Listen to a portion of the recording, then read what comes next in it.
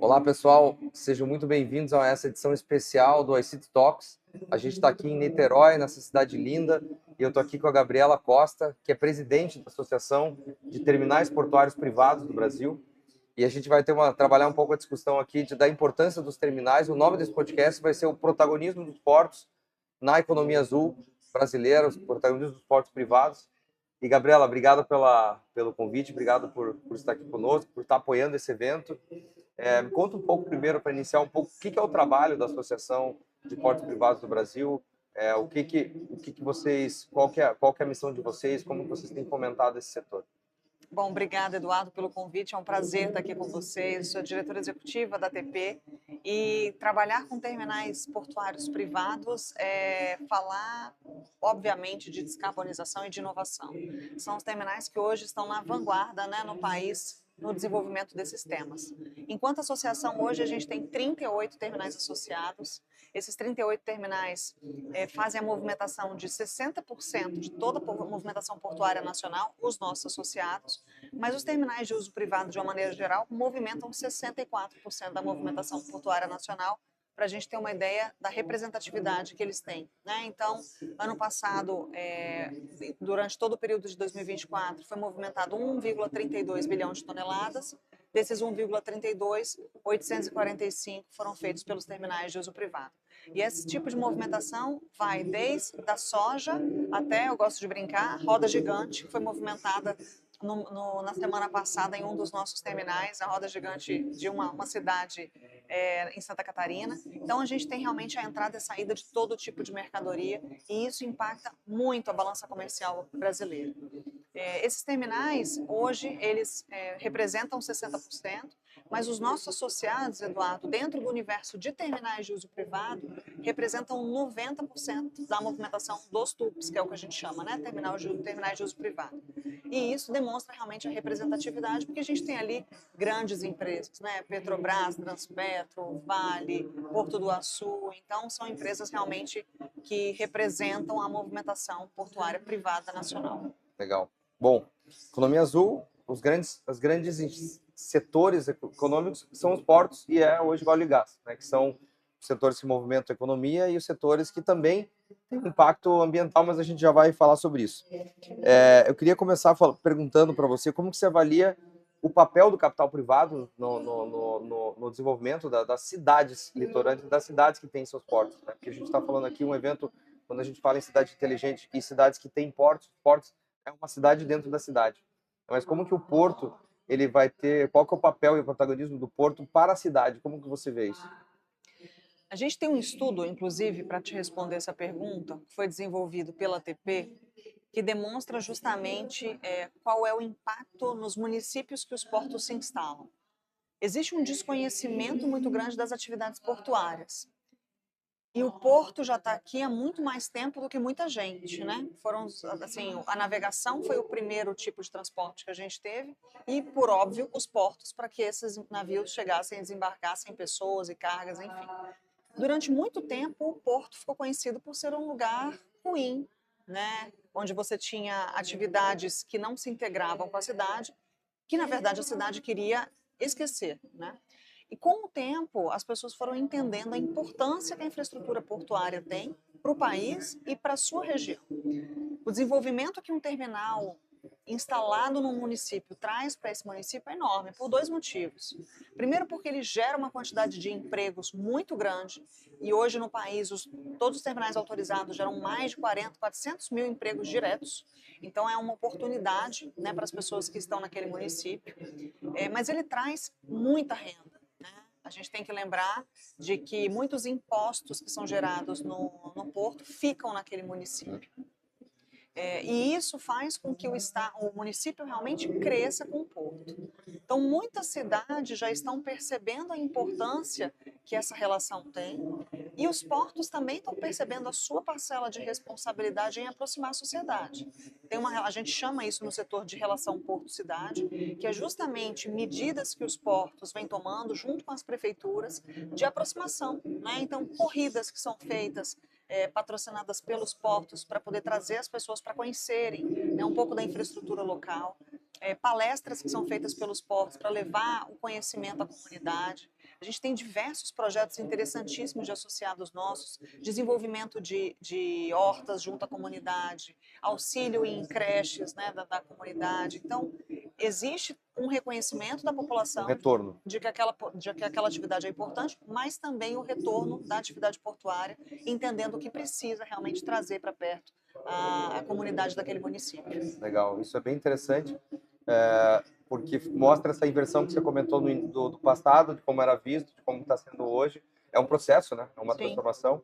E como que você, por que que, vou mudar a pergunta, o que falta para a gente ter mais investimentos, tanto públicos quanto privados, para expandir e melhorar a infraestrutura do esporte no Brasil de uma maneira geral? Eu acho que a gente precisa, Eduardo, melhorar a financiabilidade de projetos, né? Então, tanto projetos de inovação quanto projetos de sustentabilidade, e a gente nem consegue, às vezes, separar o que é inovação e o que é sustentabilidade, porque muitos projetos de inovação focam, né, na sustentabilidade e vice-versa, mas a gente precisa de ter realmente um olhar da política pública como indutora desse desenvolvimento portuário.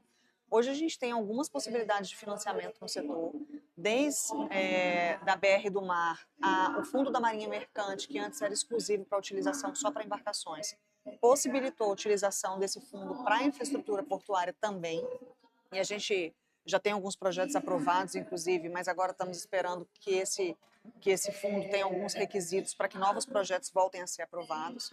A gente tem as debêntures de infraestrutura, né? Então antes a gente tinha debêntures incentivadas e desde 2024, se não me engano, a gente passou a ter debêntures de infraestruturas, olhando inclusive, tendo um olhar mais atento e mais especial para projetos de sustentabilidade. E a gente tem também as possibilidades dos títulos verdes, né? Como, por exemplo, os green bonds, que já são muito utilizados na área ferroviária e estão começando a ser utilizados na área portuária. A gente tem uma associada nossa que é a Suzano, já fez a utilização desse tipo de títulos verdes. Ele tem prós e contras, né? Mas ainda são poucos títulos que a gente tem disponíveis no mercado. E eu acho que, sem dúvida nenhuma, um olhar mais atento do governo para isso, disponibilizando maiores possibilidades, faria com que a gente tivesse projetos aí sendo desenvolvidos de forma mais célere. Não, e outras, acho que complementando o que você falou, eventos como esse, a gente precisa criar mais formas de comunicar isso para a sociedade, para investidores, para o mercado, e colocando isso como uma oportunidade, né? Porque acho que isso, Com certeza. colocar mais na mídia, enfim. E aí você falou de sustentabilidade. Qual que é o papel para você dos portos, principalmente dos privados, em mostrar essa vanguarda do que está sendo feito na questão da descarbonização da economia? Como que o porto está posicionado nisso? O porto tem um papel fundamental, né? Porque ele está num papel de destaque dentro de uma logística nacional, né? Como eu disse, faz uma movimentação significativa e representa muito no nosso comércio exterior. Então, o porto ele é indutor de muitas outras partes da cadeia logística. E aí a gente tem o terminal privado ou qualquer outro terminal portuário sendo envolvido em três maneiras na descarbonização. A primeira delas é na preocupação de descarbonizar suas próprias atividades. Então, a gente tem, por exemplo, muitos portos que já estão pensando na eletrificação dos seus equipamentos. Então, equipamentos que antes eram movidos a diesel, hoje já estão eletrificados. E aqueles que não podem ser eletrificados por qualquer motivo que seja, que possam ser utilizados com biodiesel, com biocombustíveis, né? Então a gente tem esse olhar atento do terminal para si próprio, né? Pensando realmente em trabalhar, por exemplo, as suas atividades administrativas, trazendo a produção de energia solar, né? Para utilização nas atividades administrativas, a eletrificação, a utilização de biocombustíveis. A gente tem o olhar do terminal também para a interface com a embarcação. Então aquela embarcação quando chega ali e ela precisa ficar ligada, ela fica emitindo, né?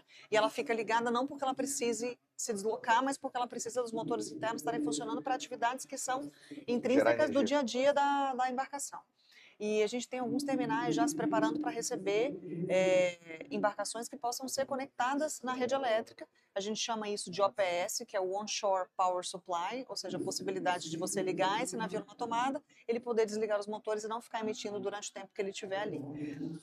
A IMO, a Organização Marítima Internacional, definiu na reunião dela que ela chama de MEPC, né, que é a reunião voltada justamente para meio ambiente, em abril desse ano, as regras para Net Zero 2050, né, do setor de navegação, e isso tem muito a ver com os terminais, que é a segunda atuação deles, né? Ou seja, a partir do momento que os armadores, que são essas embarcações, definem quais são os combustíveis que eles vão usar em substituição ao bunker, amônia, etanol, metanol, hidrogênio, os terminais precisam se preparar para receber esse tipo de embarcação.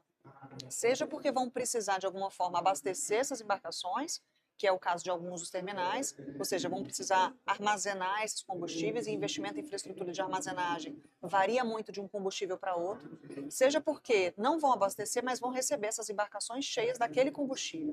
Então, precisam capacitar sua equipe de segurança.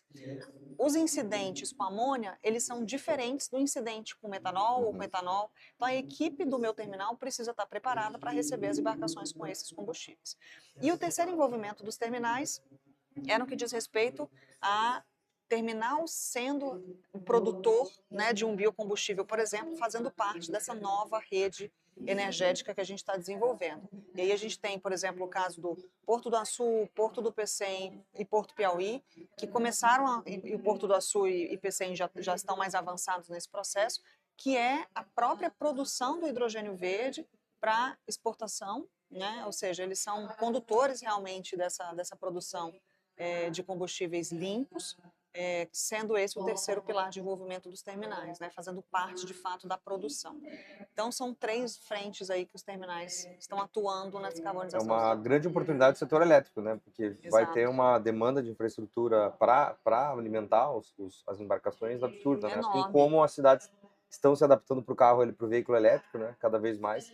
E a gente precisa adaptar nossas redes elétricas o quanto antes, né? Porque elas hoje, a maioria delas não dá conta, não dá. Né, de receber essa demanda. São muito antiquadas, né? É isso.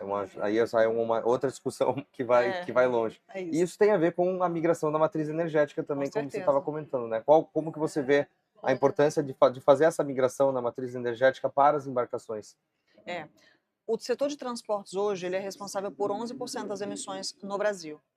Todo o setor de transporte. De todas as emissões, né, de uma maneira geral, todo o setor 11%. De transporte significa 11%. Desse 11%, 95% é rodoviário.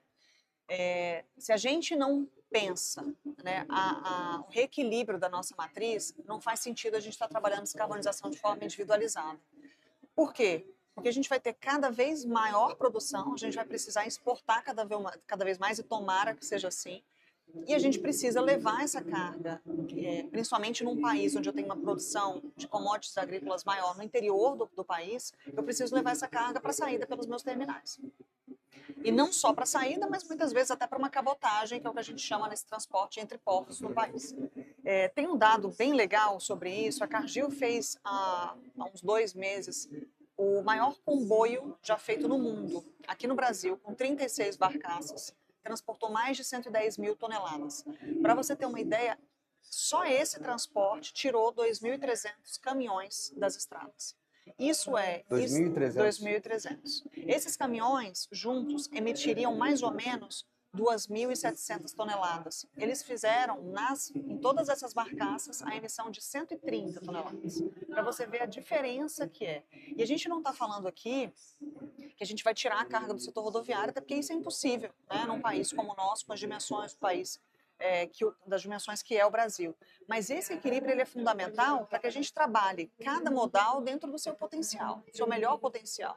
E é assim que a gente vai conseguir realmente, enquanto país, ter um setor de transporte muito mais eficiente energeticamente. Tem tudo a ver com a economia azul, né? Tudo a ver. E com transição energética e a importância de a gente estar falando sobre isso nesse evento, que é mostrar para o mundo, né? Mostrar o potencial que o Brasil tem. Né? Acho que hoje tem um dado interessante, né? Quantos % do PIB do Brasil passa pelos portos? Eu vi algo em torno de 30% do PIB. Tem alguma relação com o mar. É isso. E 95% do comércio exterior. E 95% do comércio exterior, né? Então, a gente tem que olhar mais para isso. Para finalizar, que imagino que a gente esteja chegando aqui nos finais, fala como é que está a visão de vocês com relação à implantação de tecnologia, implantação de inovação para os portos, até sobre temas como gêmeo digital, qual que é o impacto disso e como que vocês estão trabalhando esse tema com os portos privados? Perfeito. A gente tem muitas iniciativas inovadoras, até porque a gente está falando de grandes empresas, né, do setor portuário, então é natural que essas empresas já estejam pensando e estejam na vanguarda realmente da discussão desses assuntos. Mas a gente tem alguns projetos desenvolvidos que são super interessantes e é uma coincidência que durante esse ano, agora em outubro, nós fizemos o encontro, que é o evento anual da associação, justamente sobre inovação. E ali foram apresentados 3 cases super bacanas, super bacana, que um deles, inclusive, é a possibilidade de você fazer um corte de uma rocha subaquática com um fio diamantado, né, para possibilitar uma navegação mais fluida. Quanto mais fluida a navegação, maior a carga, né, que eu consigo colocar nessa embarcação e, com isso, maior aproveitamento eu tenho, energético, inclusive, desse modal de transporte. Então, a gente tem muito investimento, né, dos terminais em inovação, tanto na parte administrativa, de sistema logístico de integração de dados, quanto na parte de operação em si, né? E essas iniciativas, Eduardo, e aí Gêmeos Digitais é uma iniciativa que ela vem começando a ser implementada, né, por alguns terminais que identificam a necessidade de fazer o acompanhamento dos seus equipamentos, da sua infraestrutura, até para conseguir fazer intervenções, né, de forma preditiva, né? Então acho que o Gêmeo Digital tem um papel muito importante nisso. Mas os terminais têm sim se movimentado muito para uma inovação e aí muito direcionado para as questões de sustentabilidade. É impossível a gente pensar hoje sustentabilidade sem pensar projeto inovador, né?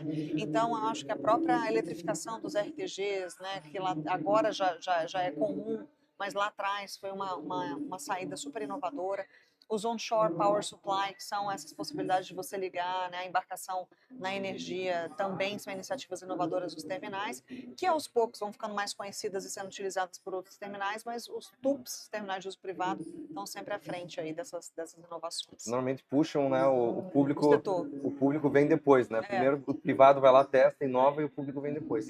Maravilha, Gabriela. Acho que claro, essa discussão poderia ir longe aqui, mas eu agradeço muito o seu tempo, sua disponibilidade, conhecimento, trazer aqui para o nosso público tantas informações relevantes que a gente normalmente não escuta no dia a dia, mas que são parte da nossa vida, que a comida que chega à nossa casa, tudo que a gente vive, o que a gente compra, passa pelos portos e a gente precisa olhar para isso de uma maneira mais protagonista e proativa, né?